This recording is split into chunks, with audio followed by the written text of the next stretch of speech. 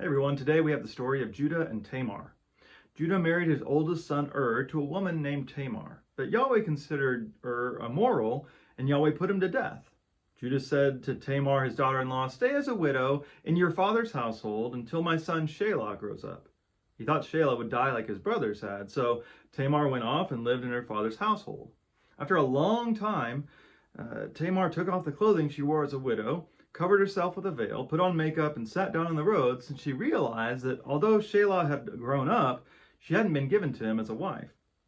Judah saw her and thought she was a prostitute because she had covered her face. He turned to her beside the road and said, "Let me sleep with you." About 3 months later, Judah was told, "Your daughter-in-law Tamar has become a prostitute and is now pregnant because of it." Judah said, "Bring her out so that she may be burned." When she was brought out, she sent this message to her father-in-law: "I'm pregnant by the man who owns these things. See if you recognize whose seal and cord and staff these are."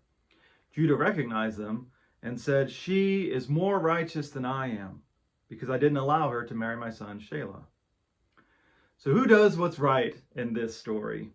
Do our standards match theirs? Well, the first person who doesn't do right is We don't know what he did that God put him to death, but I guess it was pretty terrible. And then we have this weird practice that's often referred to as levirate marriage, where you would have a child with the brother of your deceased husband, and that child would count as theirs. It was all about continuing the family line, but also protecting the widow by giving her a son. Now, Judah, we didn't read about all of his sons. He has 3, and 2 of them have died, and so he's hesitant to give the 3rd one to Tamar. And so she's kind of stuck in limbo. She's back in her father's household as a widow, so she can't remarry until Judah will give her this last son.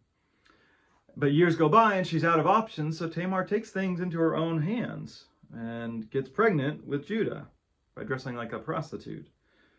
Now, Judah won't do the right thing by giving his son to Tamar, but he's very concerned about her moral failure of getting pregnant. Right? So much so that he's going to burn her alive. But then she reveals the truth and he's shamed. And would you say that she is more in the right, that she is more righteous in this case? Our culture still judges women pretty harshly for sexual impropriety. But I think what this story shows us is that you can do what you need to survive and be in the right.